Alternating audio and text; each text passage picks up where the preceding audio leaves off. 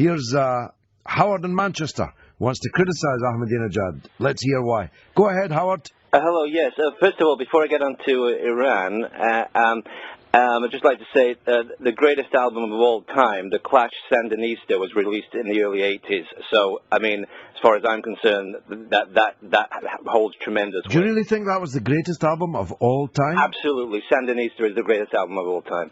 Well, that's controversial. We'll tease that out over the rest of the evening. Well, okay, I want to point out two flaws. One in Ahmajinedad and the other in yourself. Okay, number one.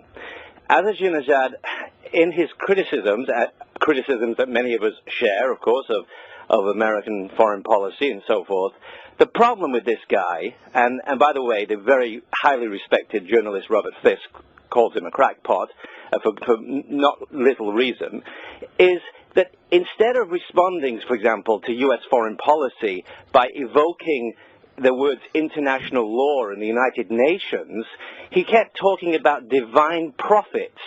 You know, outside of medieval... That's maybe because he's a religious man, Howard. Yeah, but outside of medieval times, you don't run the world on divine prophets, you run the world on international law.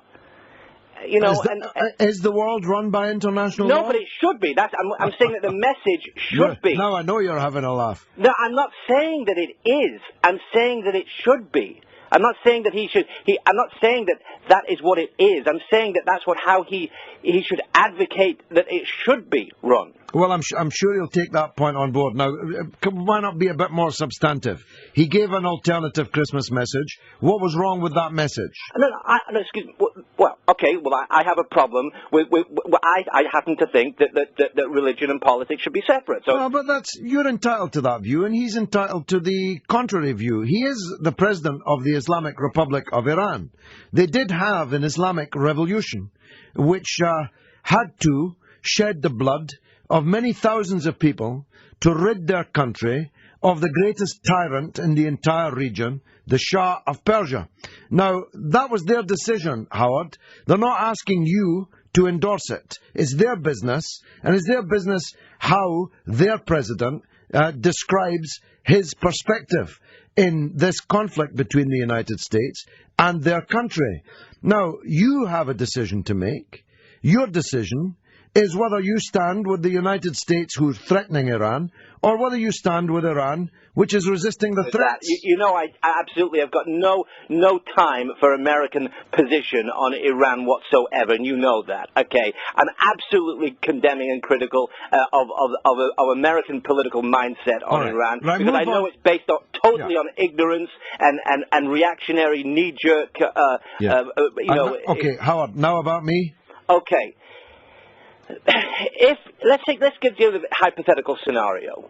Okay, if the Israeli state were to close down the human rights organization B'Tselem, both you and I would be rightfully, absolutely outraged. Okay, if they sent in agents to the offices of B'Tselem to close them down, both of us would be absolutely furious. Now, why is it that you're not furious that the Iranian state sent its agents in to the Defenders of Human Rights Center, the leading human rights organization in Iran this past week, that was established by a Nobel Peace Prize winner, Shirin Ebadi? Why is that not enough for you to be outraged in the name of human rights when the leading human rights organization in Iran is closed down by the state? Well, one of the main reasons why I'm not outraged by it is I know nothing about it. And you're the first person to raise it, and it's now 11:31. So it's clear that a lot of the people listening know nothing about it. If the situation is as you describe it, then I'm furious, and I denounce it. I hope you don't think, maybe you do, but if you do, let me disabuse you. I hope you don't think that I am afraid to condemn the government in Tehran, the government of the Islamic Republic of Iran.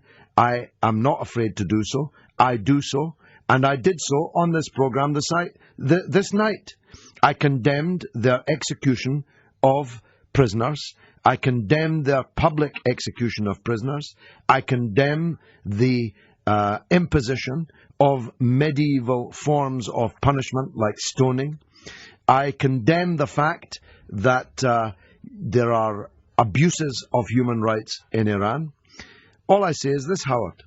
There's a mighty cleft in the international situation between Britain and America and Israel, which want to break the Islamic Revolution in Iran, and those of us who don't want to see it broken.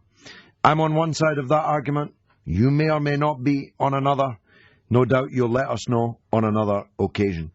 But on that, Howard, let's agree to be furious about the demands of Britain and America against a country which has never invaded anyone in its peaceful attempt to develop nuclear energy, which is entirely its right.